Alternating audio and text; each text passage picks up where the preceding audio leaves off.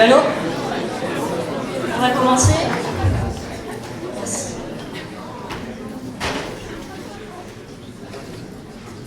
Donc, merci à tous d'être présents ce soir pour cette première conférence du réseau Salariat Ille-et-Vilaine.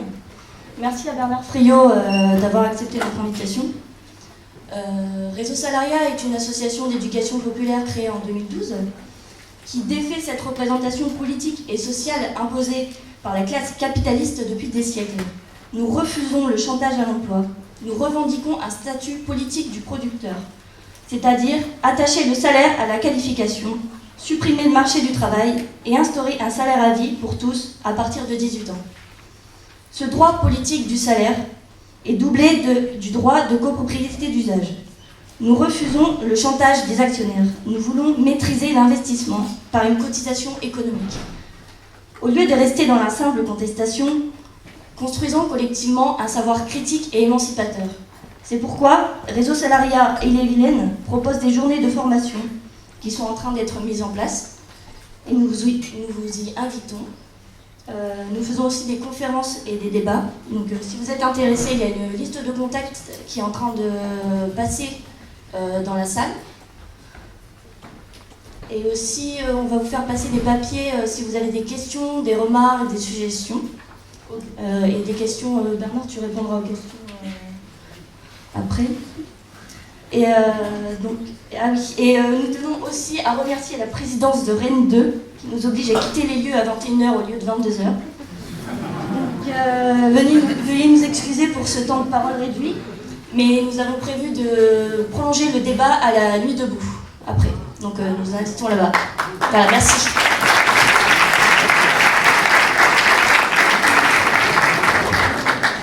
Rendez-vous donc à Nuit debout, mais ce remerciement n'est pas du tout ironique parce que j'ai tendance à être trop long, donc le fait que je sois limité à 20 minutes va être au contraire une excellente chose. Je suis très heureux d'être à Rennes 2, université toujours là quand il y a mobilisation.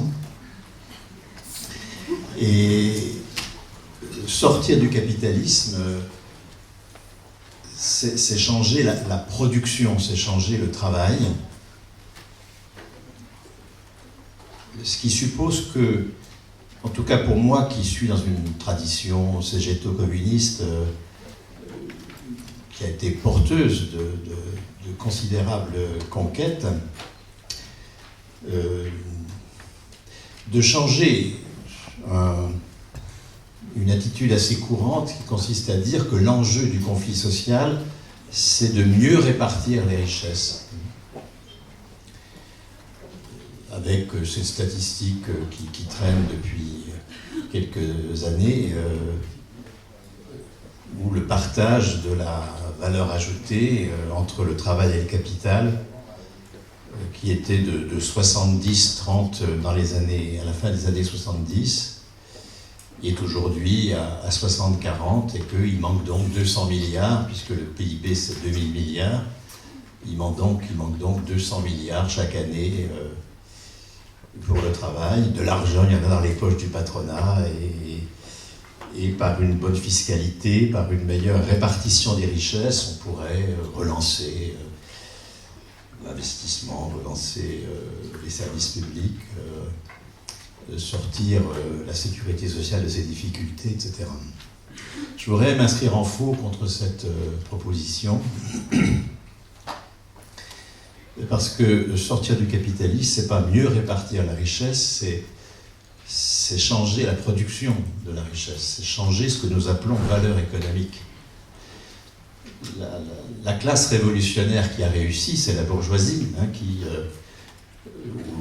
au XIIe, XIIIe, XIVe siècle, commence à s'affirmer comme alternative à la classe qui, à l'époque, avait le monopole de la production, le monopole de la définition de la valeur, c'est-à-dire l'aristocratie, avec un mode de production féodal. Et au cours de 5 siècles à peu près, entre le 13, 14e et la fin du 18e siècle, pour ce qui s'agit de la France par exemple, mais c'est à peu près pareil partout dans les pays européens, la bourgeoisie s'est substituée à l'aristocratie pour la définition de ce que c'est que travailler, pour la définition de ce que c'est que produire de la valeur économique. Et nous sommes aujourd'hui dans une configuration où se construit, face à cette classe dirigeante, qui a été une classe révolutionnaire, mais qui ne l'est plus manifestement, se construit une classe révolutionnaire qui change la définition du travail, qui change la définition de la valeur économique, qui change la pratique de la valeur économique. Et cette classe révolutionnaire, elle s'est exprimée jusqu'ici, les choses peuvent bouger, hein, dans la classe ouvrière, dans le mouvement ouvrier, dont les conquêtes ne doivent pas être analysées en termes de meilleure répartition de la richesse, qui aurait permis d'affecter, par exemple, à de la solidarité entre les bien portants et les malades, entre les jeunes et les vieux, entre ceux qui ont un emploi et ceux qui n'en ont pas, entre les célibataires et les chargés de famille, enfin d'affecter les gains de productivité, ce qui peut être pris sur le profit, à de la solidarité, à des services publics, à de la sécurité sociale. C'est pas ça du tout. Ce qu'a fait la classe ouvrière, c'est commencer à instaurer une autre définition de la valeur. Non pas, il ne s'agit pas de mieux répartir la valeur, une espèce de divinité sans qualificatif. Il s'agit de changer la valeur capitaliste en une autre valeur. Il s'agit de définir et de pratiquer autrement le travail. Et c'est ce que font les principales conquêtes de la classe ouvrière, constituent assez justement, en termes de date emblématique, à la libération, 45-46, même s'il s'agit d'un processus plus long, bien sûr, hein, que dans Puissance du salariat, j'ai analysé entre 1920 et 1980 pour le cas français. Qu'est-ce qui se passe à ce moment-là? C'est pas, je sais pas quoi, une classe qui dit à l'autre « pousse-toi de là que je m'y mette ». Il ne s'agit pas à production inchangée, à mode de production inchangé, à définition du travail inchangé, de changer la classe dirigeante. Encore une fois, faire la révolution, sortir du capitalisme, c'est changer le mode de production. Et 45-46 inaugure, encore une fois comme date emblématique d'un mouvement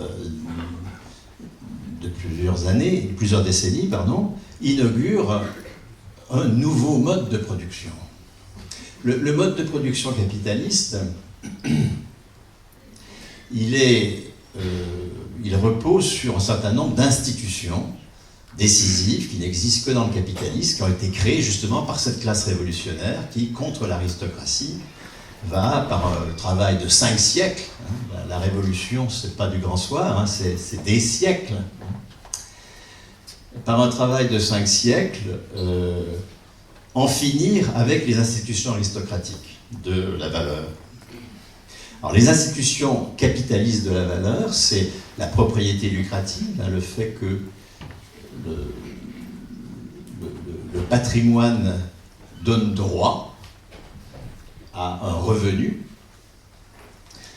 et que la propriété de l'outil de travail donne au propriétaire droit à un revenu, et comme seul le travail produit de la valeur, ça signifie donc qu'il a le droit de ponctionner une partie de la valeur produite par ceux qui travaillent sur l'outil dont il est propriétaire.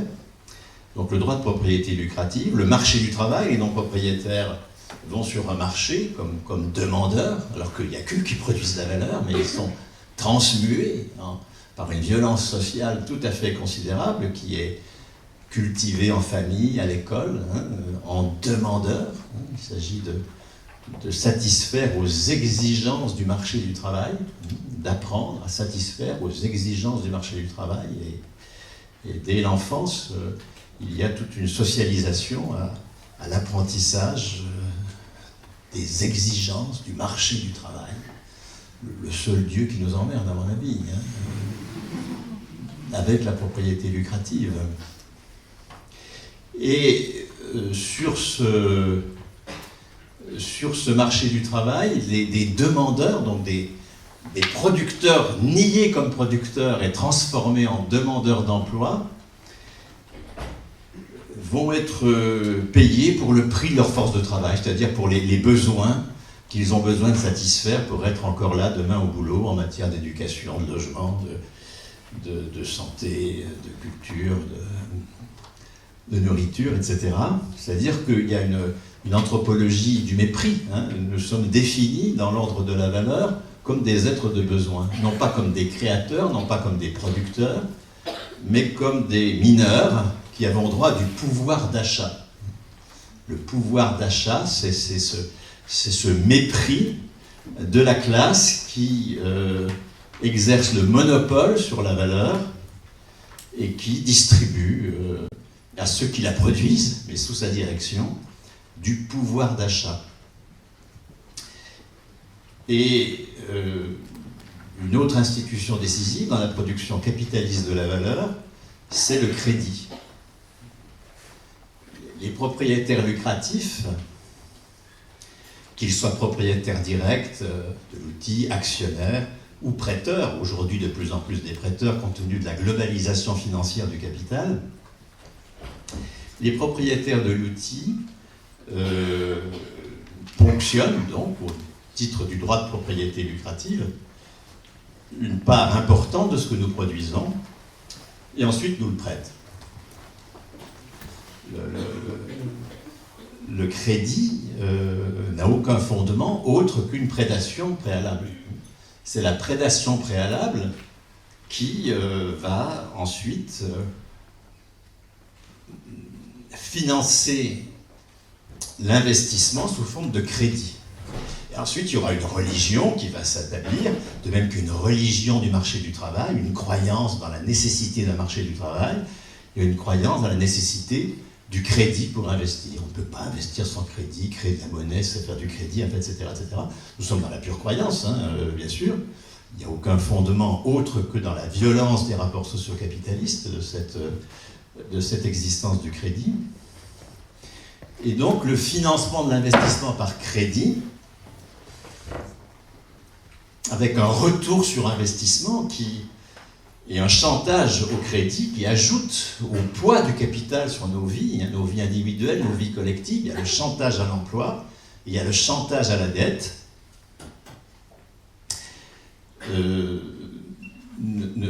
Encore une fois, est une institution qui n'existe que dans le capitalisme et qui disparaîtra avec lui.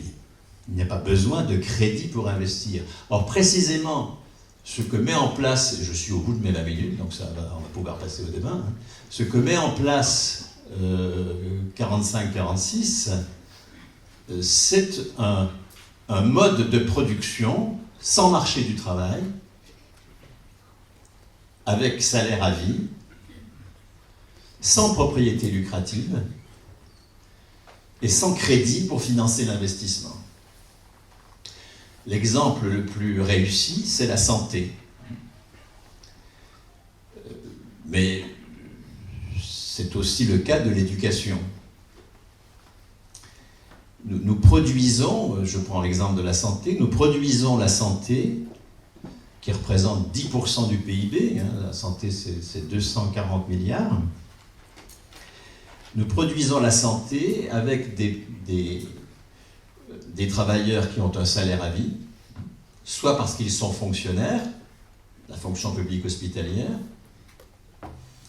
ils sont payés pour leur grade, pas pour leur poste, ils ne se passent jamais par le chômage, leur salaire n'est jamais supprimé, ni réduit, il ne peut que progresser, et il est à vie, la pension est la poursuite de leur salaire final, ou parce qu'ils sont libéraux, les libéraux de santé. Il suffit de comparer un infirmier libéral ou un médecin libéral à un avocat ou un architecte. L'avocat et l'architecte, jusqu'à 40 ans ou 45 ans, il va soit être grade-papier chez un notable de la profession, soit être en relative difficulté financière, alors qu'un infirmier ou un médecin libéral qui s'installe a aussitôt une patientèle, aussitôt un salaire à vie. C'est un salaire, c'est du salaire socialisé. C'est du salaire socialisé qui socialise la patientèle, rend obligatoire le passage par le professionnel, garantit au professionnel un salaire à vie, alors même qu'il n'a pas d'employeur, qu'il n'a pas de compte à rendre à un propriétaire ou un actionnaire. Donc on a inventé, soit sous la forme de la fonction publique, soit sous la forme du travail indépendant, et Dieu sait si c'est très important aujourd'hui, où il y a une aspiration massive dans la jeunesse au travail indépendant, on a inventé le travail indépendant avec le salaire à vie. Et ces professionnels ne mettent en valeur aucun capital, alors sauf Sanofi, parce que nous n'avons pas pu tout changer le mode de production, et la production du médicament est restée capitaliste. Mais l'hôpital, à l'exception de la Générale de Santé, enfin de quelques groupes capitalistes qui interviennent dans des cliniques, l'hôpital ne met en valeur aucun capital. Les médecins libéraux, les infirmiers libéraux, les kinés ne mettent en valeur aucun capital. C'est une production sans capital, sans actionnaire. Et c'est une production sans crédit. Ça a été en tout cas une production sans crédit lorsque la hausse du taux de cotisation maladie a permis de financer l'investissement, en particulier l'investissement hospitalier, qui est tout à fait considérable. Un hôpital, c'est une usine. Sans passer par les marchés des capitaux, sans passer par les partenariats publics-privés, sans passer par la propriété lucrative et le crédit, mais par la subvention. On a subventionné en nous appropriant sous forme de cotisation maladie une partie de la valeur que nous produisons, en nous l'appropriant comme cotisation maladie, nous avons permis à la caisse d'assurance maladie de subventionner l'investissement hospitalier. Donc nous ne produisons pas les 10% totalement dans une logique non capitaliste, mais enfin, une grosse partie de la santé, c'est une réussite tout à fait considérable, en permanence menacée, en permanence vilipendée, bien sûr, ça fait partie de la règle du jeu capitaliste, évidemment. Mais nous produisons, nous avons fait la démonstration, et c'est ça, ce que nous devons à la classe ouvrière, d'avoir fait la démonstration que nous pouvons produire sans employeur, sans actionnaire, sans prêteur. Et je précise sans employeur, pas à la mode Uber. Parce que vous avez aujourd'hui, et la loi El Khomri contre laquelle nous battons en est un des éléments, nous avons aujourd'hui une volonté d'une partie du capital de se dédouaner de sa fonction d'employeur. Non pas pour que nous soyons au-delà de l'emploi, mais que nous soyons dans l'infra-emploi. C'est-à-dire auto-entrepreneurs, faussement indépendants, en portage salarial, etc., dépendants en réalité par exemple, de la plateforme prétendument collaborative dans laquelle les actionnaires de Airbnb ou de Blablacar ponctionnent la rente sans avoir à assumer les fonctions d'employeur. Donc, se passer d'employeur, ça peut être pire que d'en avoir. Et le projet de la loi travail, ça n'est pas au-delà de l'emploi, c'est en deçà de l'emploi. Donc moi, je ne me bats pas contre l'emploi en tant que tel. Je me bats contre l'emploi dès lors que il est assumé, enfin le travail est assumé par du salaire à vie. Mais une absence d'emploi assumée par un statut d'auto-entrepreneur et un revenu de base, sûrement pas. Ça, au contraire, je le combats. Comment poursuivre le travail de nos anciens? Comment inscrire toute cette mobilisation actuelle dans la continuité de ce changement radical dans la définition du travail? Travail, non pas quelqu'un qui va sur le marché du travail, se soumettre à un employeur, produire des marchandises capitalistes pour mettre en valeur du capital et financer de l'investissement avec du crédit. Travail qui a un salaire à vie, qui est producteur de valeur reconnu comme tel à travers un salaire à vie comme droit politique. Travail qui est copropriétaire d'usage de l'outil de travail, qui ne met en valeur aucun capital. Travail qui finance l'investissement par subvention et non pas par crédit. Ce changement majeur, c'est le cadre dans lequel toutes les initiatives alternatives que prennent aujourd'hui les jeunes qui ne veulent pas d'employeurs, qui souhaitent maîtriser leur travail, qui souhaitent ne pas se soumettre au chantage à l'emploi ou au crédit, ils ne sortiront de la marginalité, du témoignage ou de l'auto-exploitation que en inscrivant leur projet dans la poursuite de la bataille pour le salaire à vie, pour la copropriété d'usage des entreprises et pour le financement de l'investissement par subvention. Comment le faire là? Je donne deux pistes, mais c'est seulement pour lancer le débat. Nous pourrions commencer par instaurer le salaire à vie pour les 5 premières cohortes, par exemple. J'ai fait un calcul de point de table pour cette affaire. Donc les 18, 19, 20, 21, 22 ans. Il faut commencer par la jeunesse parce que c'est la principale victime du marché du travail. Et puis que c'est par la jeunesse que nous pouvons relancer ce que des gens très jeunes, eux aussi, en 1945 ont fait. Ce sont peut-être nos grands-parents, mais ils étaient très jeunes quand ils l'ont fait en 1945-1946. Quand ils ont créé le régime général de sécurité sociale, lorsqu'ils ont créé le statut de la fonction publique, etc., etc. Ce sont des gens qui avaient entre 25 et 30 ans, 35 ans. Si nous voulons assurer le premier niveau de qualification comme droit politique, avec un salaire à vie irrévocable, à 1 500 € net. Tout le monde a 18 ans, quel que soit son passé scolaire, c'est pas du tout lié à la certification scolaire. Nous sommes dans l'ordre de la qualification. La qualification, c'est la reconnaissance de la contribution à la production de valeur économique, alors que la certification, c'est la reconnaissance de la contribution à la production de valeur d'usage. Nous sommes là dans deux champs très différents du travail. Le travail comme activité productrice de valeur d'usage et le travail comme travail abstrait, là c'est le travail concret dont je viens de parler, comme travail abstrait, producteur de valeur économique. Donc si nous attribuons comme droit politique à 18 ans, afin d'enrichir la majorité, la citoyenneté aujourd'hui est exsangue, un droit de suffrage où il s'agit de choisir dans une élection quinquennale, une espèce de concours de beauté entre le même et le même, on voit très bien que ça ne sert à rien tout ça, d'accord, c'est même plutôt dangereux.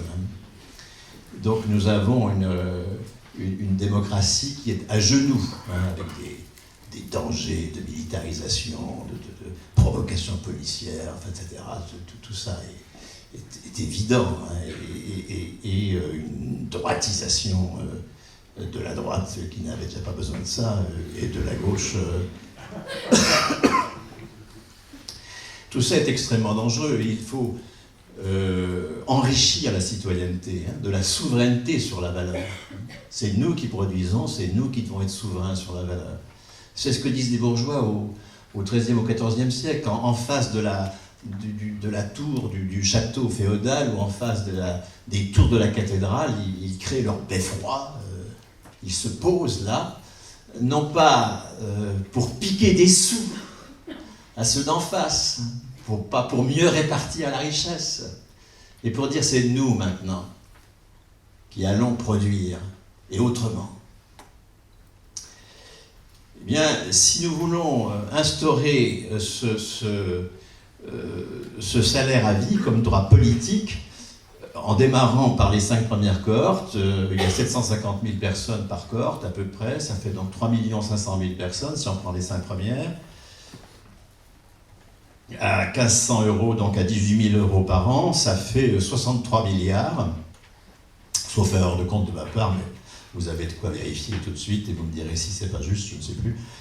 Mais donc ça fait à peu près 3% du PIB ou 4% du PIB marchand. Donc ça suppose qu'on crée une cotisation à hauteur de 4% des valeurs ajoutées dans les entreprises marchandes, qui iront, par exemple, à l'UNEDIC. La caisse de chômage peut devenir caisse des salaires.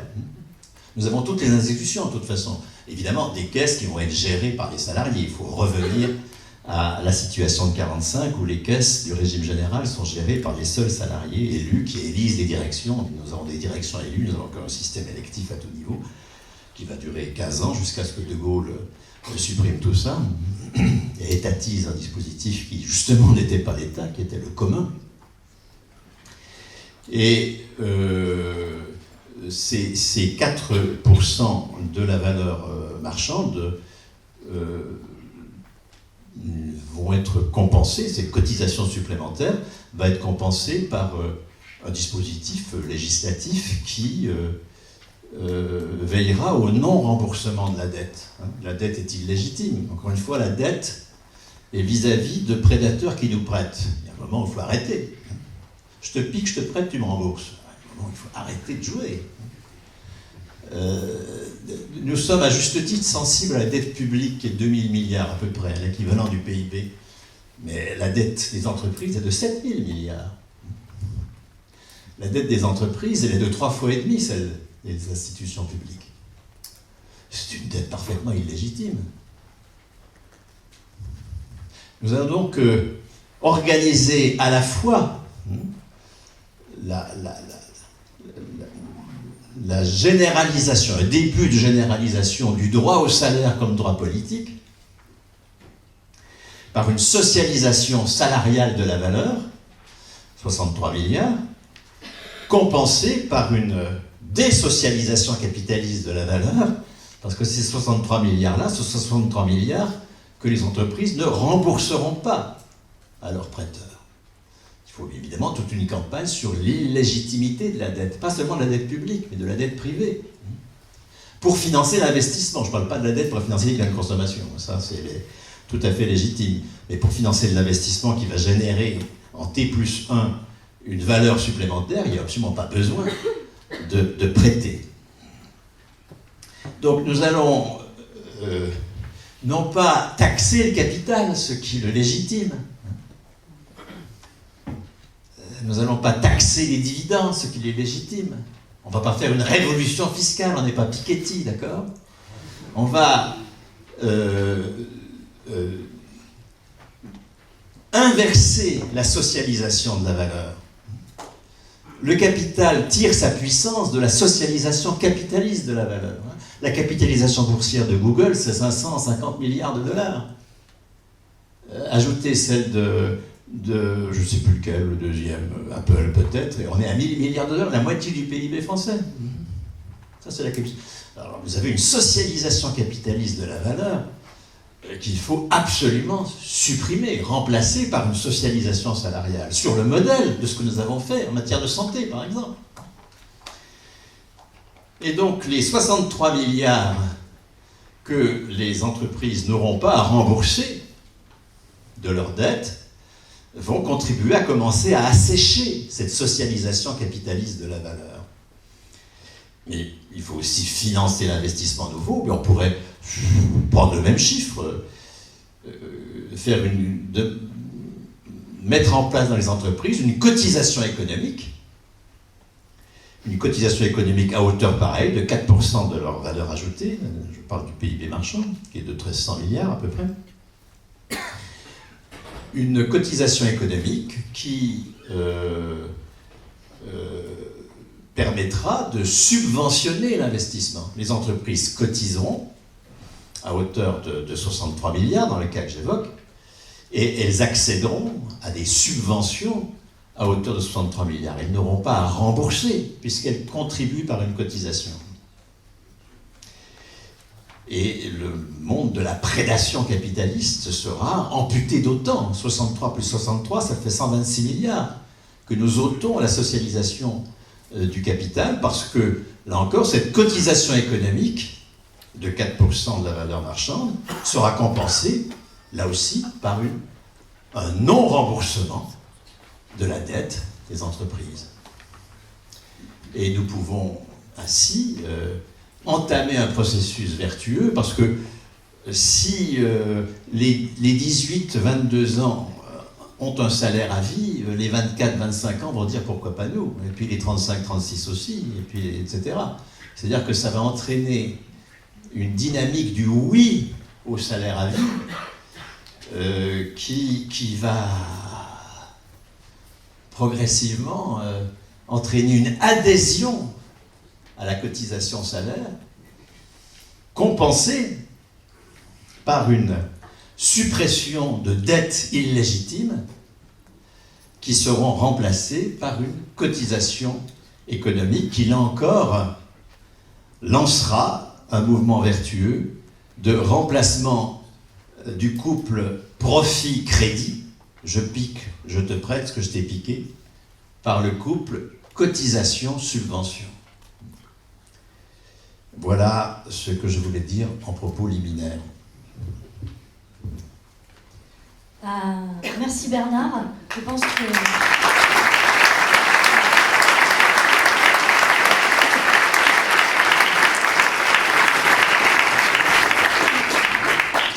cette introduction nourrira la réflexion de la lutte de Rennes 2, la rouge et noire, présente dès le début du mouvement et qui sera présente jusqu'à la fin, jusqu'au retrait total de la loi El Khomri.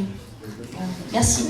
Maintenant, on va passer au débat. Donc, si vous avez des questions à nous faire parvenir, que Bernard y réponde. Je ne sais pas si...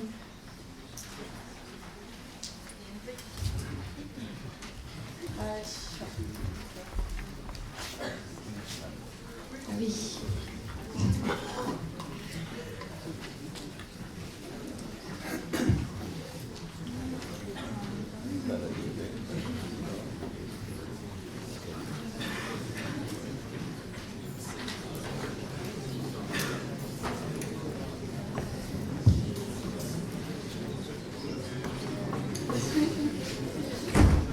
Donc, première question.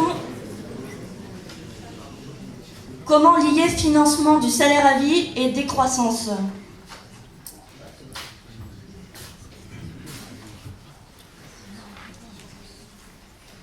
Dès lors que nous déplaçons la définition de la valeur, et que par exemple la valeur, c'est ce que je fais en ce moment, dont l'empreinte écologique n'est pas considérable. Et c'est ce que nous faisons depuis 50 ans. On a massivement déjà commencé à déplacer la définition de la valeur dans des activités créatrices de liens sociaux, dans des activités culturelles, etc. etc. Si nous déplaçons donc la définition de la valeur, il suffit de le faire de façon suffisamment maîtrisée pour que ça s'accompagne de la fin de production absurde, inutile, à obsolescence programmée. Et vous comprenez qu'à partir du moment où nous ne sommes plus définis comme des êtres de besoin qui ont droit à du pouvoir d'achat, où notre impuissance par rapport à la maîtrise du travail trouve une espèce d'exutoire illusoire dans la consommation. Oh, ce que je fais, c'est de la merde, c'est pour ça qu'il faut qu'il me paye correctement. Et ou se battre pour la réduction du temps de travail pour aller en famille à Castorama le dimanche matin. À partir du moment où ce mépris anthropologique dans lequel nous sommes entièrement façonnés, nous sommes des mineurs du point de vue économique, qui compensons cette minorité par du pouvoir d'achat, à partir du moment où donc le règne illusoire, totalement illusoire bien sûr, de notre maîtrise de la consommation n'a plus de raison d'être,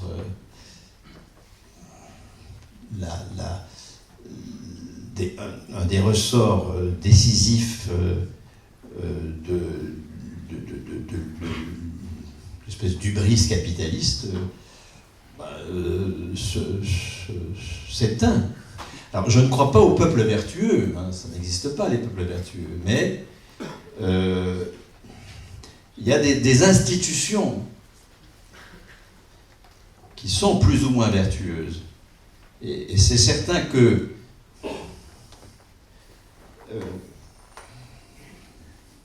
nous donner les clés de la maîtrise de la production va nous rendre infiniment moins demandeurs des illusions de la consommation. Je vais un peu vite parce qu'il y a des tas de questions, donc il faut qu'on... Donc je réponds pas comme ça, je lance des petites choses. Hein. Vas-y, je te laisse le soin de... Ah pardon.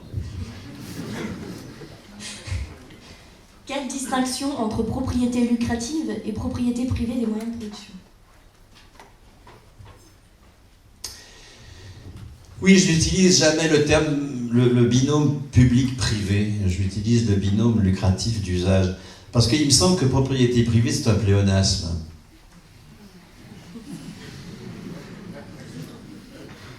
Et moi, je ne me bats pas contre la propriété privée.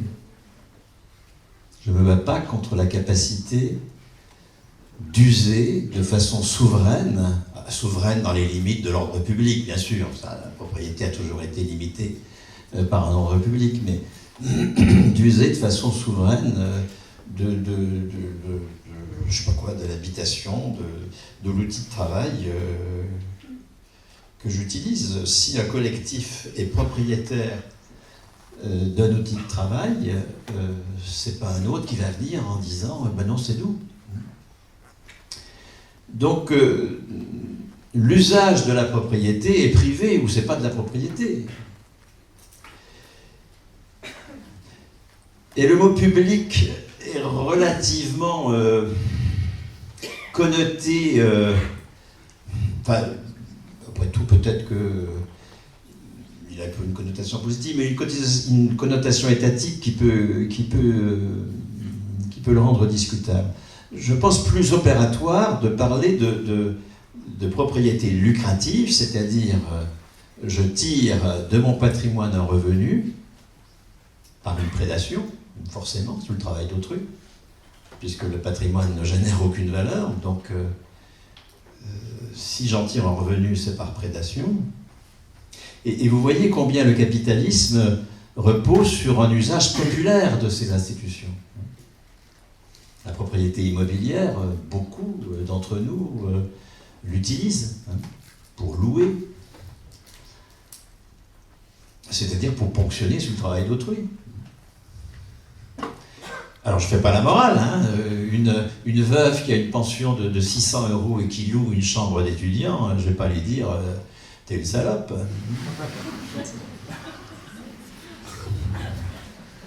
Pour supprimer la propriété lucrative dans son usage populaire, qui fait que ceux qui volent les œufs légitiment les bœufs que volent les autres, encore faut-il qu'il y ait un salaire à vie qui rende inutile cet usage lucratif de la propriété. Et donc la propriété, en revanche, doit se généraliser. Il ne s'agit pas de supprimer la propriété privée, il s'agit de la généraliser. De la généraliser sous forme de propriété d'un collectif de travail, s'il s'agit d'un outil de travail d'une entreprise, de propriété individuelle, s'il s'agit d'un travailleur indépendant.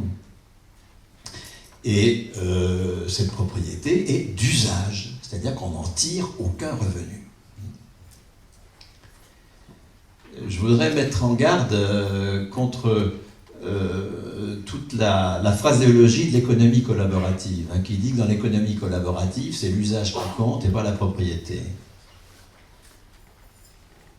Ah bon?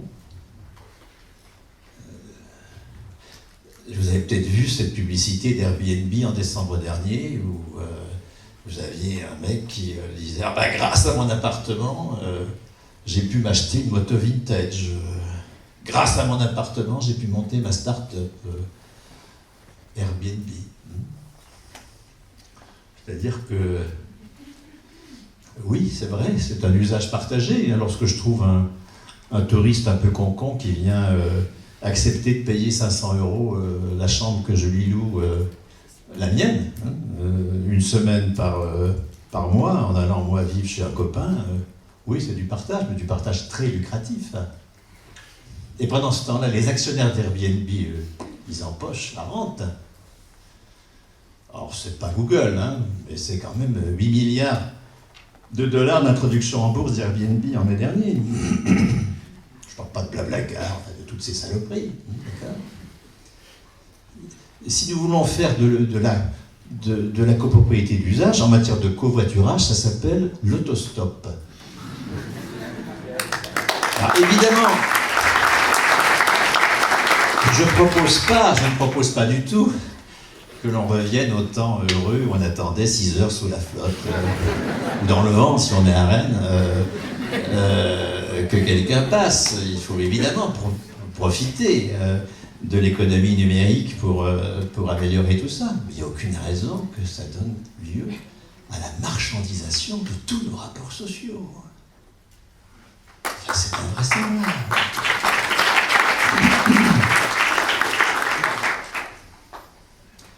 Donc, oui, généralisons la propriété comme propriété d'usage. Quelle stratégie pour mettre en place le salaire à vie? Oh ben, la question a été posée avant mes 5 dernières minutes, donc je suppose. Ou sinon, c'est un peu embêtant, parce que c'est une piste, mais il y en a bien d'autres. Hein, se battre pour qu'on démarre là, tout de suite, avec les premières cohortes, le droit politique au salaire. Mais il y a une autre bagarre très importante, c'est conserver son salaire entre 2 emplois. Non pas 70% du brut, mais 100% du net, et à cela à durée indéfinie. Se battre contre la limitation à 2 ans des indemnisations de chômage. Il faut que, c'est la revendication de la CGT d'ailleurs, qui me paraît très, très juste en termes de sécurité sociale professionnelle, maintien du salaire jusqu'à ce qu'on retrouve un emploi équivalent. Alors, encore une fois, moi je suis pour la disparition de l'emploi, mais comme revendication intermédiaire, ça me paraît très, très juste. Ça, hein. Le salaire à vie, c'est la retraite à 55 ans. C'est déjà bien tard, je trouve, 55 ans pour être en retraite. C'est-à-dire pour être reconnu comme producteur sans les béquilles du marché du travail, sans l'obligation de passer par le fait d'ôter sa casquette devant un propriétaire. Être reconnu comme producteur. À 55 ans, on a fait la preuve, hein, on va pas s'emmerder indéfiniment. Le salaire à vie à 55 ans.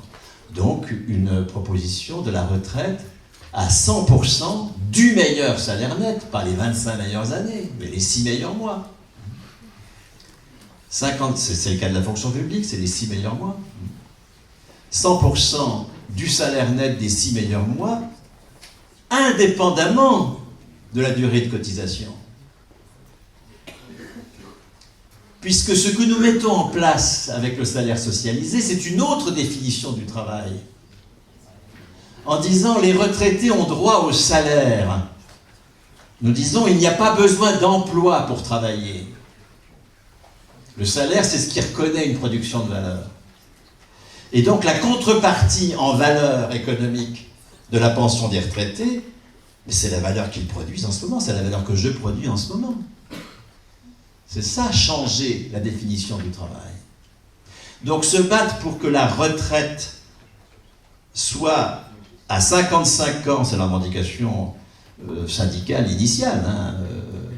D'ailleurs, aucun congrès, ni à Solidaire, ni à la CGT, n'a défini que ça passerait de 55 à 60 ans. Ça s'est fait comme ça, dans des discussions peu démocratiques, à vrai dire, et dans la pression de l'adversaire permanente. Retraite à 60 ans, c'est un grave recul par rapport aux positions antérieures. En 1995, la CGT revendique la retraite à 55 ans, 50 ans pour les métiers pénibles. Il faut évidemment revenir à cela, mais avec une argumentation politique. Il n'y a pas besoin d'avoir cotisé pour avoir droit au salaire à vie. Puisque le salaire à vie, ce n'est pas un revenu différé de notre soumission antérieure à l'emploi. C'est un droit politique qui nous pose comme les seuls producteurs de la valeur, comme les candidats à la souveraineté sur la valeur économique. Donc se battre pour la retraite à 55 ans, à 100%, du meilleur salaire net, et cela, quelle que soit la durée de cotisation. Voilà quelques pistes.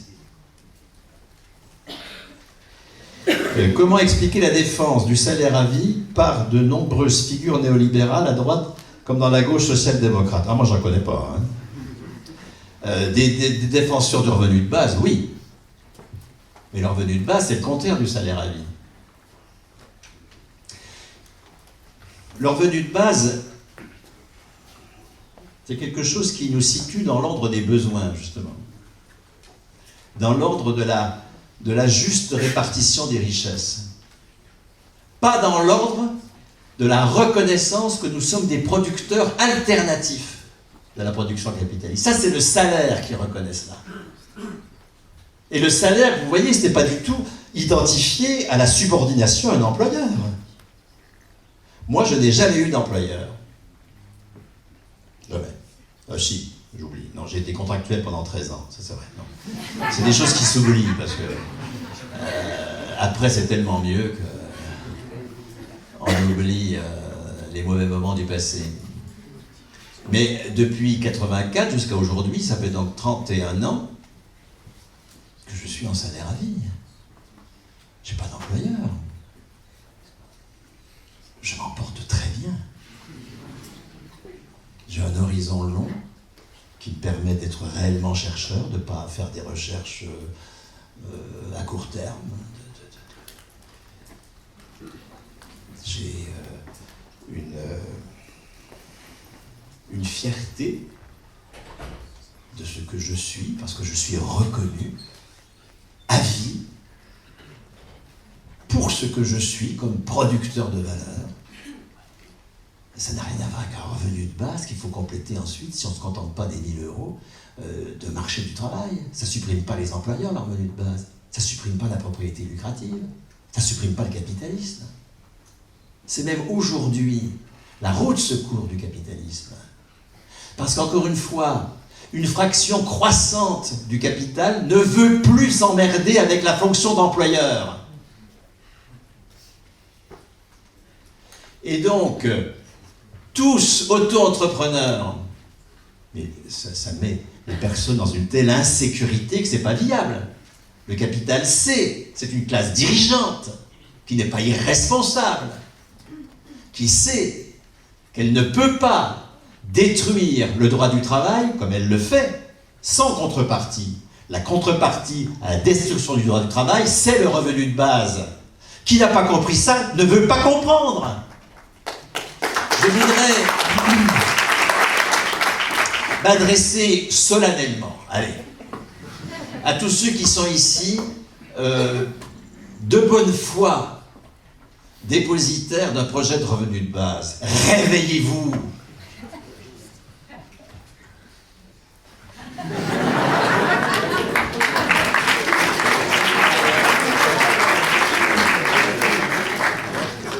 Il y a une demande de faire passer le micro dans la salle, donc Jean-Marie, tu... On change un peu la modalité, parce que c'est vrai qu'on a annoncé une soirée débat, et si des personnes veulent intervenir au-delà des questions écrites, Donc il y avait là-bas, je crois. Là-bas.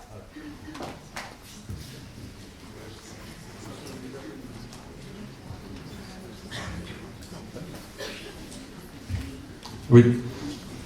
Effectivement, sur la forme, c'est moi qui ai demandé, juste pour clarifier, c'est juste que je considère que pour avoir un débat, il suffit pas juste qu'il y ait des gens qui posent des questions et quelqu'un qui réponde à des questions. Voilà, donc je vais faire moi une toute petite, une intervention juste d'une minute et je conclurai par une question.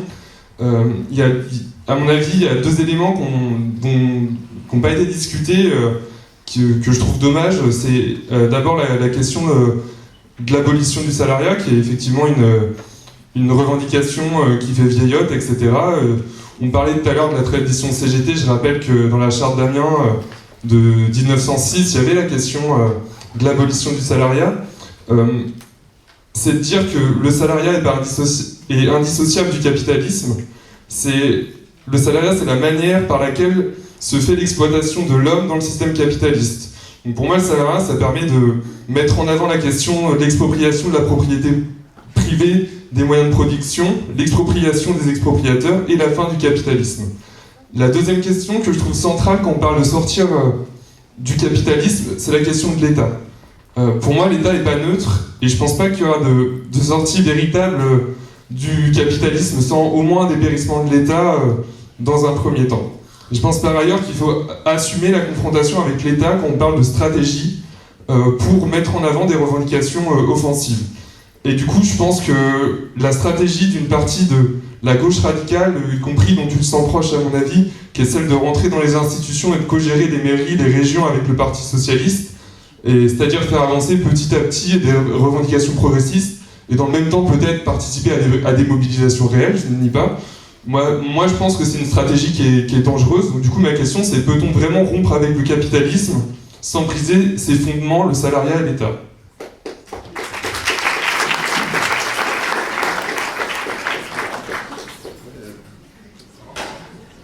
Merci, c'est effectivement beaucoup mieux quand on se fait comme ça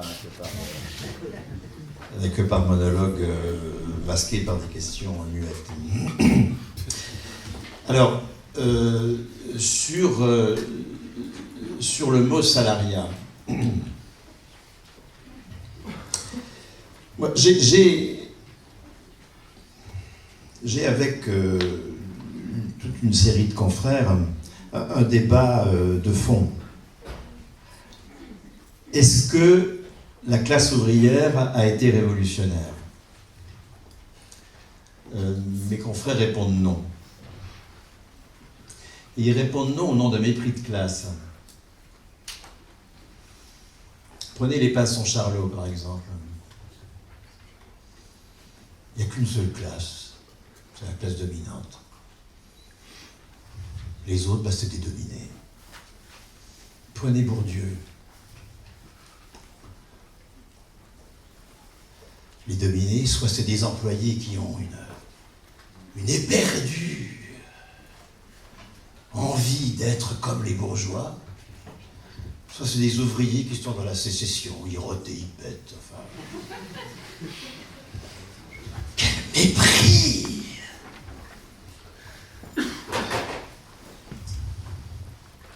Si la classe ouvrière a été révolutionnaire, je ne me prononce pas sur aujourd'hui. Je suis prudent.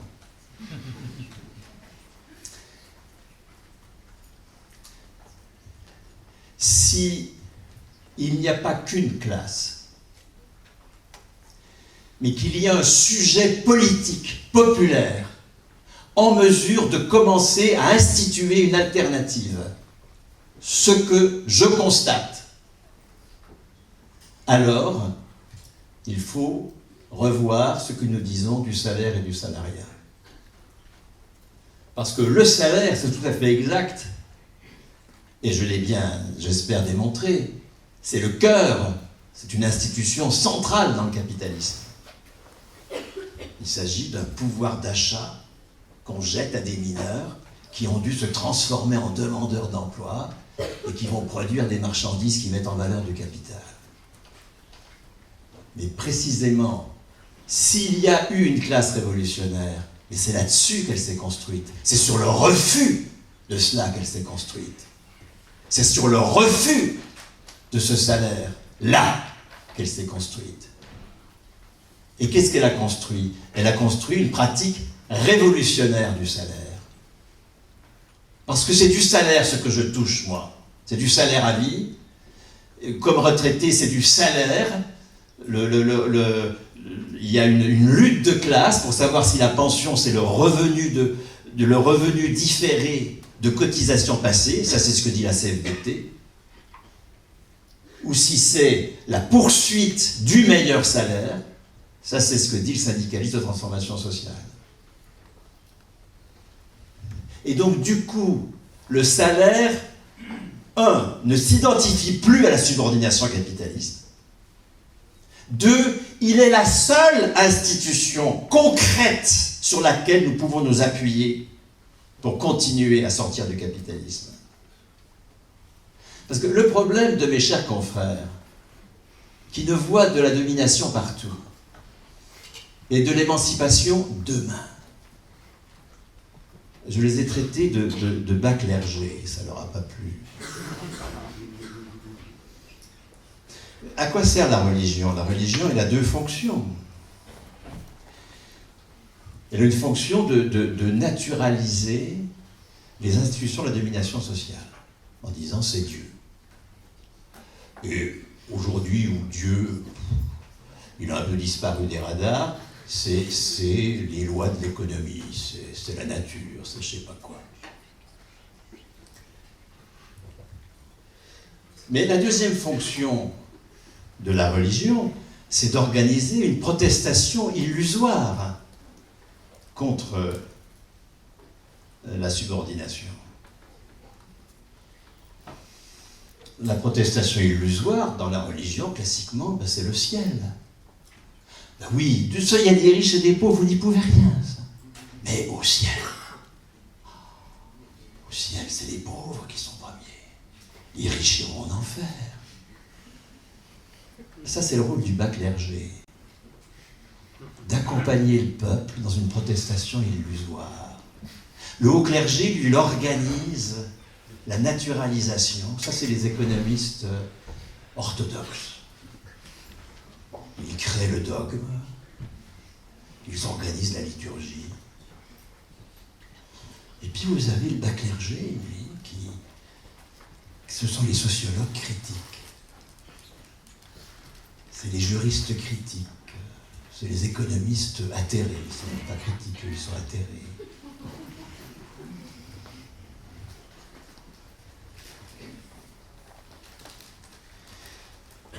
Ceux-là, ils nous disent non, il n'y a que de la domination, mais demain, demain, il y aura de l'émancipation. Je vois des germes, des lueurs. Jamais hier, jamais, il n'y a pas de classe révolutionnaire. Mais demain, le demain, c'est le ciel de la religion capitaliste.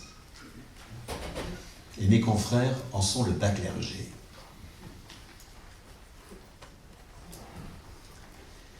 Je ne veux pas pour qu'advienne le salariat. Parce que le salaire capitaliste comme prix de la force de travail étant le lieu de notre aliénation et de notre exploitation, c'est cela qui a été le cœur de la lutte de classe. Et la lutte de classe n'a pas été vaincue. La lutte de classe nous a valu des institutions, déjà là, qui est le seul tremplin sur lequel nous puissions nous appuyer. Toutes les entreprises alternatives qui aujourd'hui se mettent en place avec les trentenaires éduqués, qui ne veulent pas produire de la merde pour le capital, qui ont une conscience écologique beaucoup plus forte que ma génération, qui veulent maîtriser leur travail, elles s'épuiseront, ou elles réussiront. Alors, si elles réussissent, elles deviendront capitalistes. Mais elles s'épuiseront dans le témoignage de la marginalité si elles ne s'appuient pas sur les institutions macro-sociales que la classe ouvrière a mis en place. Et ces institutions, elles sont anticapitalistes. Or, ce sont des institutions du salaire. C'est le salaire à vie. C'est le salaire socialisé dans la cotisation maladie qui finance l'investissement à la place du crédit. Nous ne pouvons sortir du capitalisme que par le salariat. C'est-à-dire par ceux qui assument comme classe pour soi les institutions anticapitalistes du salaire. Je suis entièrement d'accord avec vous pour dire, ou avec toi pour dire que ça s'accompagne de la nécessaire expropriation. Qu'est-ce que j'ai dit d'autre lorsque je parle de l'illégitimité de la dette et de son effacement par des dispositifs comme ceux que j'ai évoqués en fin de parcours. Oui, mon parti cogère avec le Parti Socialiste un certain nombre de choses. Je le regrette vivement et c'est dans mon bagarre interne dans le Parti Communiste. C'est un combat que je mène. Nous ne pouvons que perdre en nous alliant avec le PS, c'est tout à fait clair. Il y a une question là-bas ?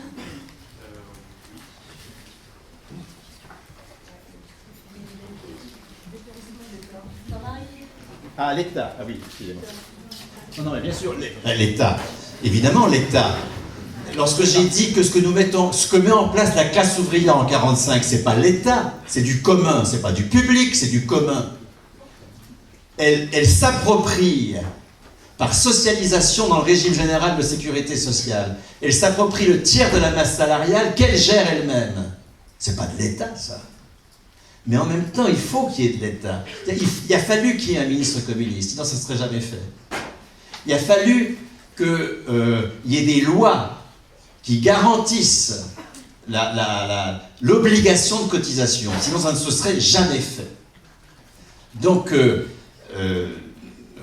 je suis pour le dépérissement de l'État, bien sûr, pour la multiplication de notre autonomie de fonctionnement comme producteur associé, etc., etc. Mais il faut bien qu'il y ait aussi une puissance publique qui assure le respect de la légalité révolutionnaire.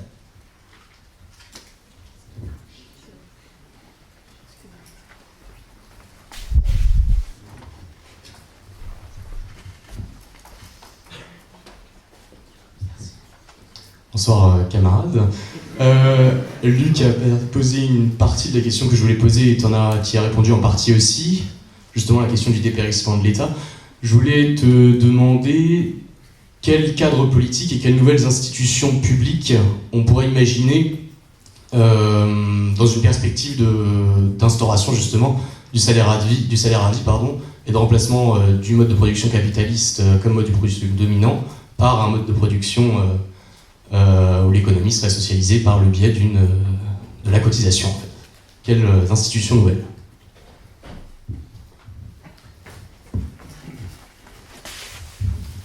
Encore une fois, je ne peux m'exprimer qu'en économiste. J'ai un point de vue de citoyen, mais ça, c'est dans le tour du café du commerce. Là, je suis dans un dispositif où je prends la parole publiquement. Je ne m'exprime que sur mon champ de compétences. Donc, sur les institutions politiques, je n'ai rien à dire ici, à ce micro. Sur les institutions de la valeur, oui, bien sûr. Le marché, par exemple, demeure. Alors, il faut en même temps étendre la gratuité. La gratuité des transports de proximité, la gratuité des premières consommations d'eau et d'énergie, etc. Étendre la gratuité au logement. Pas totalement, parce qu'il y a une très grande hétérogénéité, mais un réseau salariat que je vous invite à rejoindre. Nous sommes un intellectuel collectif qui avons besoin de vos contributions. Donc laissez votre adresse sur les feuilles qui sont en bas de l'amphi. Participez aux réunions mensuelles du groupe qui se met en place ici à Rennes. Nous avons un groupe de travail sur la sécurité sociale du logement. Comment multiplier la propriété d'usage du logement. Bon, et que ça passe par une gratuité massive, mais pas totale, parce qu'entre un château au bord de la mer et un appartement dans logement collectif dans une vallée, je ne sais pas quoi, pleine de fumée, il y a une hétérogénéité un peu grande qui fait que tout ne peut pas être gratuit dans cette affaire. Mais il faut augmenter la gratuité, c'est évident, mais augmenter la gratuité ne veut pas dire supprimer l'allocation marchande des ressources, qui se révèle souvent supérieure à la planification. Donc, le marché demeure, mais un marché non capitaliste, un marché dans lequel la production des marchandises n'a pas comme objectif de produire de la valeur pour le capital, dans lequel la valeur d'usage des marchandises est décisive, et non pas la valorisation du capital qu'elle rende possible. Autre institution, bien la suppression des banques, sauf pour le crédit à la consommation. Alors je ne parle pas du crédit à la consommation par les Cofidis et autres saloperies, hein. Ça c'est même quand ils recyclent leurs saloperies dans une équipe du Tour de France, hein, là nous sommes dans l'usure, hein, les cartes printemps, les cartes machin, enfin vous recevez un mot, vous avez 1500 € à votre disposition, à 18 ou 20% de taux d'intérêt. Ces cartes-là n'existent que parce qu'il y a une insuffisance du salaire. À partir du moment où les salaires démarrent à 1500 €, sans une fourchette par exemple 1500, 6000 qu'on peut discuter, il n'y a pas besoin de crédit à la consommation pour des dépenses qui n'excèdent pas nos rentrées mensuelles. Donc, tout ça doit être totalement supprimé. En revanche, le crédit à la consommation pour des biens lourds, par une voiture, je ne sais pas quoi, lui, il peut demeurer, mais c'est le seul crédit qui demeurera. Tout le rôle des banques en tant que soit création monétaire par crédit, soit collecte de dépôt pour de crédit à l'investissement, tout ça va disparaître. Nous aurons des caisses d'investissement qui subventionneront et qui seront gérées par les intéressés eux-mêmes. Ça suppose aussi une caisse des salaires. Si les entreprises ne payent plus leurs salariés, mais que comme déjà dans le cas de l'assurance maladie, comme déjà dans le cas de l'assurance vieillesse, comme déjà dans le cas du trésor public pour les fonctionnaires, c'est une caisse qui paye les personnes, et seule une caisse peut assurer un salaire à vie. Aucune entreprise ne peut assurer un salaire à vie, évidemment. Après, à ce moment-là, il faut des caisses de salaire. Et vous voyez comment l'articulation, ce qu'on appelle la coordination en économie, comment la coordination de l'activité va reposer sur des conflits entre institutions autonomes et dont les intérêts sont divergents. Entre la caisse d'investissement et les entreprises, vous allez avoir un conflit, parce que les caisses se retroqueront un certain nombre de projets. Et puis parce qu'un jour, si l'entreprise, par ses cotisations au pourcentage de sa valeur ajoutée, ne contribue que, je ne sais pas quoi, à hauteur de 500 000 € de cotisations économiques à la caisse, alors qu'elle reçoit 10 millions de subventions, il y a un moment où il y a un conflit qu'il va falloir gérer, autrement que par un remboursement, hein, bien sûr, sinon on retourne aux errements capitalistes, mais il faudra bien gérer ce conflit. C'est comme ça que nous allons faire de la coordination de l'activité, par la gestion du conflit, c'est la seule solution. Entre les jurys de qualification et les entreprises, il y aura des conflits. Mais vous qualifiez des gens dont on n'a pas besoin, ou je ne sais pas quoi. Enfin bref, ces conflits-là sont absolument décisifs pour qu'il y ait régulation de l'activité économique. Vous aurez des conflits entre la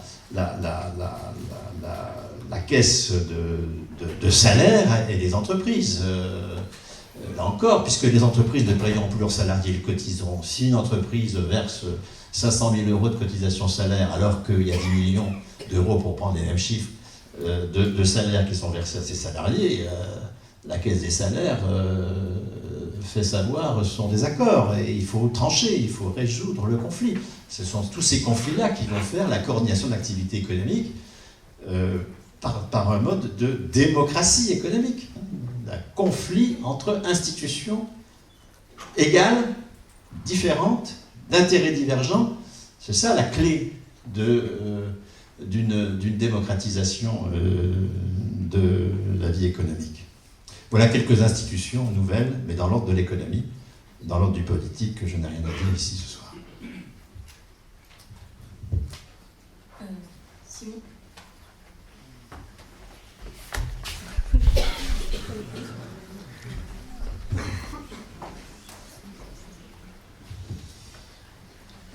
Oui, je voulais demander, pour revenir un peu sur le mouvement contre la loi travail et notamment la nuit debout, on voit bien que l'idée de revenu de base, pas celle de salaire à vie, mais de revenu de base, a une certaine popularité au niveau de la nuit debout, etc. Et je pense qu'on a bien vu dans l'exposé que tu viens de faire, on a bien vu que c'était pas une solution en soi. Donc la question que je voulais poser, c'est est-ce qu'il y a déjà en quoi c'est révélateur cet engouement pour le revenu de base et de quelle manière on peut gagner cette sorte de bataille des idées qu'il y a autour de ces deux notions, l'une étant le salaire à vie étant plus connoté, disons marxiste, des idées qui n'ont pas forcément bonne presse aujourd'hui. Et donc ma question, ce serait de savoir comment on peut justement renverser cette tendance-là et avoir des gens qui, de bonne foi, se sont intéressés aux revenus de base, faire en sorte de les ramener vers cette conception révolutionnaire du rapport avec le patronat, avec le capitalisme, qui est une critique qui n'a plus forcément bonne presse aujourd'hui.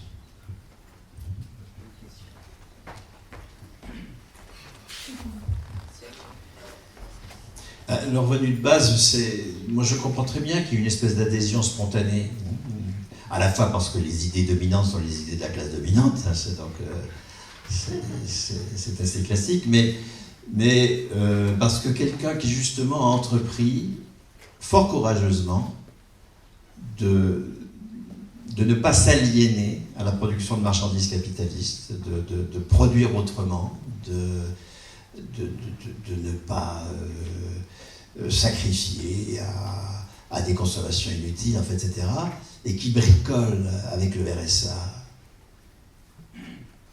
qui reçoit de la CAF, lui dit « vous avez touché 12 € de trop, montrez-nous vos revenus ». Il y en a ras-le-bol, d'accord. S'il avait ces 500 balles comme ça, de manière inconditionnelle, au moins déjà ça le libérerait de ce rapport bureaucratique à la CAF. Donc moi je comprends très bien cette réaction. Elle me paraît tout à fait légitime. Vaut mieux avoir 500 balles automatiques que de bricoler avec le RSA, c'est évident. Ensuite, quand on réfléchit un peu, c'est là que de fait, il faut faire intervenir une réflexion en termes de lutte de classe. Mais je pense que quelqu'un qui est remettre le mot lutte de classe sur le tapis, mais quelqu'un qui est vraiment engagé dans une production alternative et qui s'épuise dans cette production alternative, il ne va pas s'obstiner indéfiniment à nier que le problème c'est le capitalisme. Et si nous savons amener sur un mode qui ne soit pas ni incantatoire, ni catéchétique, tous les concepts que Marx a mis en place, si nous savons les amener de façon adaptée à la situation actuelle, nous sommes parfaitement entendus. Moi j'ai été ahuri quand j'ai appris que les 8 vidéastes à l'origine de On vaut mieux que ça étaient favorables au salaire à vie contre le revenu de base. C'était pas acquis d'avance. C'est dire que les faits sont têtus et que quelqu'un qui bricole avec le RSA et qui se dit « Ah, si j'avais mes 500 balles ou 800 balles, parce que vous avez des propositions même à 1000 balles, bon, automatique, je m'emmerderais pas, etc. » Oui, mais alors quoi, il va faire du jardin bio dans un océan d'agrobusiness? Il va construire avec ses copains des chemins vicinaux auxquels il accédera en utilisant l'autoroute de APRR, ou je ne sais pas trop quel salopard. Il va faire du logiciel libre qui servira au logiciel propriétaire et il fera du travail gratuit pour des prédateurs. Il y a un moment, encore une fois, où il faut se réveiller.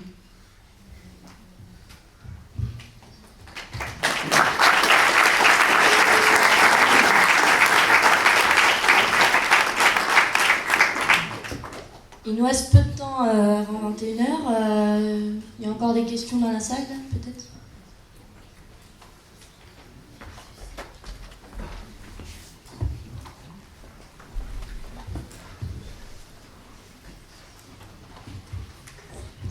Bonsoir camarades. Ce serait pour poser une question. Est-ce que tu as des idées pour comment développer l'idée du salarié et, je n'aime pas trop le terme, mais l'exporter au reste de l'Europe et même au reste du monde ensuite ?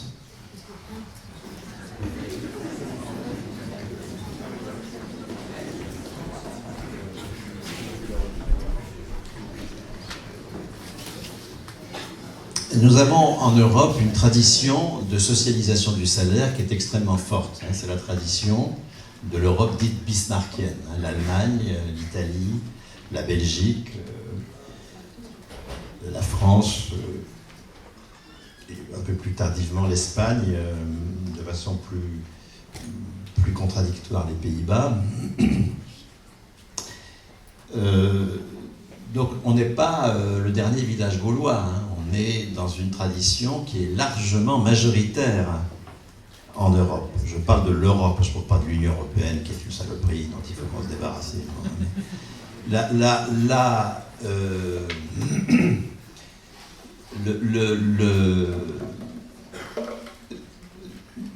Prenons l'exemple, mais ça suppose des batailles de solidarité internationale. Il n'y a pas d'autre solution.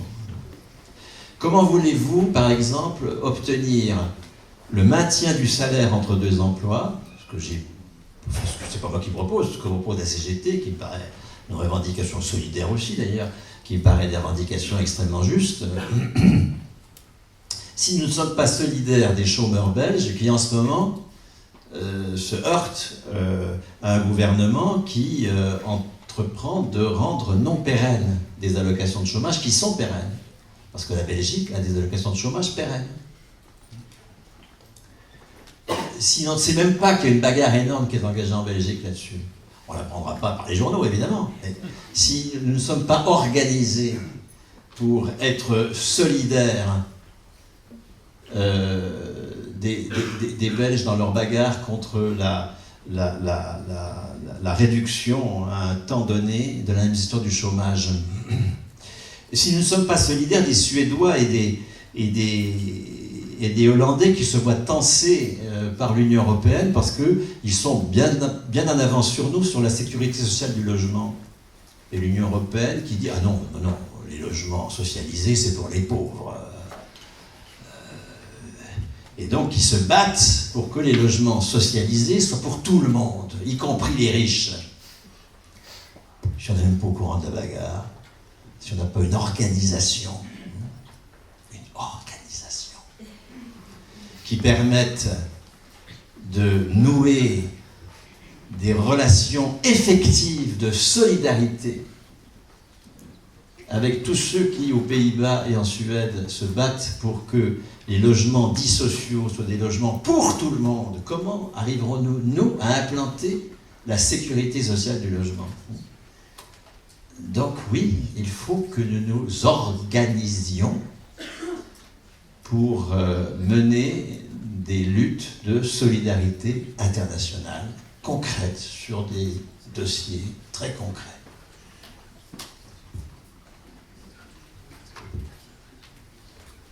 Y a-t-il d'autres questions ?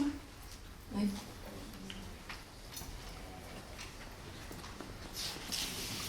La dernière. Là-bas.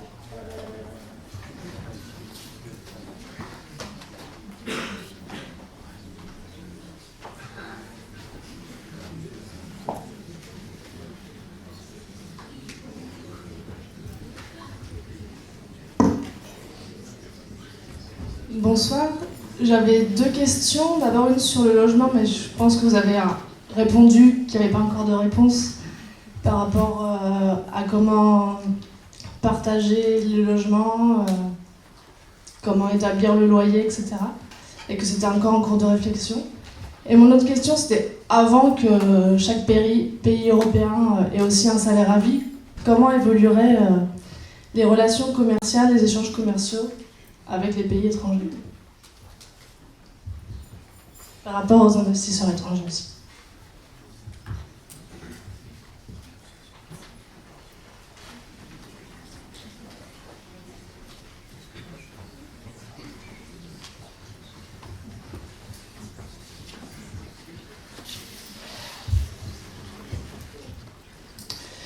Les investisseurs, on va vite régler leur compte, d'accord ? Nous n'avons pas besoin d'investisseurs. Hein, c'est une fonction prédatrice inutile. La balance, cela dit, la balance des capitaux, réponse un peu plus technique, la balance des capitaux, elle est nulle. C'est-à-dire que la prédation qui s'opère sur notre production, sous forme de profit, et qui va à l'étranger, s'investir à l'étranger, est à peu près la même que le même niveau, le même montant que les capitaux étrangers qui arrivent chez nous. Nous produisons la valeur correspondant à l'investissement. Les 400 milliards d'investissements qui sont investis chaque année en France, les 400 milliards d'investissements sont en fait produits par nous, et donc nous pouvons totalement nous passer des investisseurs étrangers et des investisseurs nationaux. Mais il faut que nous nous approprions la valeur. C'est ça. Encore une fois, une classe révolutionnaire. Moi, je suis historien, fondamentalement. Et ce qui m'intéresse, c'est comment une classe révolutionnaire a réussi. C'est-à-dire la bourgeoisie. Comment est-ce qu'elle a réussi ? Elle n'a pas réussi en prenant la place de l'aristocratie dans un mode de production féodal. Elle aurait échoué. Elle a réussi en produisant autrement. En marginalisant un mode de production dont elle a pu montrer le caractère désuet. Mais pour cela, il a fallu qu'elle centralise de la valeur à un niveau suffisant. Mais à ses fins à elle, pas aux fins aristocratiques. Et c'est ce que nous avons à faire, nous. Nous avons à centraliser de la valeur pour produire autrement. Vous voyez, être révolutionnaire, c'est dire oui, c'est pas dire non, c'est pas dire je t'exproprie, ça c'est le non. C'est dire oui, je m'approprie ce que tu piques pour produire autrement. Posons-nous la question en permanence, hein, et c'est pas une question morale, c'est vraiment une question politique. Hein. À quoi disons-nous oui ? Mais je m'embarque dans un truc qui n'était pas prévu, et c'était pas ça votre question. Il y avait les échanges commerciaux, oui. Les échanges commerciaux, d'une part, nous allons produire sans le poids du coût du capital. Le coût du capital, il est énorme.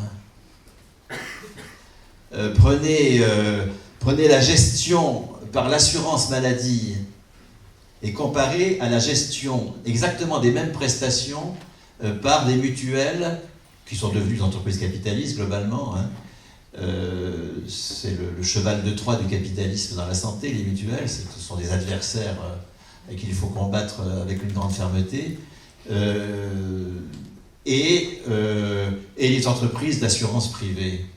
Vous avez des frais de gestion de 15% à comparer aux 4% de l'assurance maladie. Parce qu'il faut rémunérer du capital, il faut rémunérer des prêteurs, il faut multiplier dans une concurrence inutile des frais de publicité, etc., etc. si vous prenez le système de santé américain, le système de santé américain, c'est 18% du PIB. Nous avons des résultats d'aussi bonne qualité et plutôt mieux répartis sociologiquement avec un système de santé qui représente 12% du PIB. Je dis nous, c'est-à-dire tous les pays de l'Ouest européen. On est tous à 12% à peu près. Les 6 points de différence, qui sont quand même le tiers, c'est le coût du capital. Le système de santé américain, il est produit dans une logique capitaliste. Donc nous produirons plutôt moins cher. Il n'y aura plus d'obsolescence programmée, etc., etc. Donc moi j'ai plutôt confiance dans notre capacité à l'exportation. Quant à la division internationale du travail, ben, bien sûr qu'il faut une division internationale du travail. Alors, bon, la division nécessaire, il n'est absolument pas nécessaire, comme le montrent les fralibes, de faire du thé en faisant 8 fois le tour de la planète, des matières premières, des machins et des trucs. Tout ça, on va le rendre impossible par des tarifs aériens exorbitants. Mais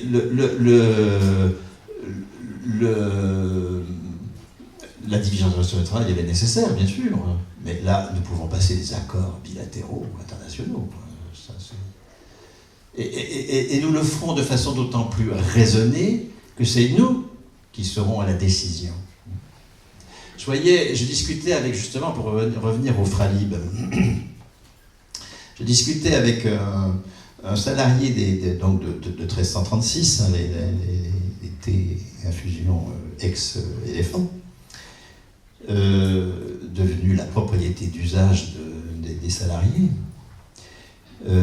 qui disait que son travail quotidien n'avait pas forcément changé, mais que son bonheur au travail avait complètement changé, parce qu'il était associé à toutes les décisions concernant les achats, les accords internationaux justement, etc. etc.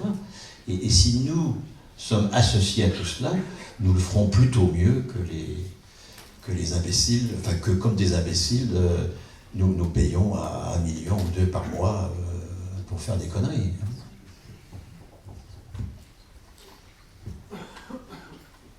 On va clôturer le débat ici, je pense, parce qu'il est déjà 21h.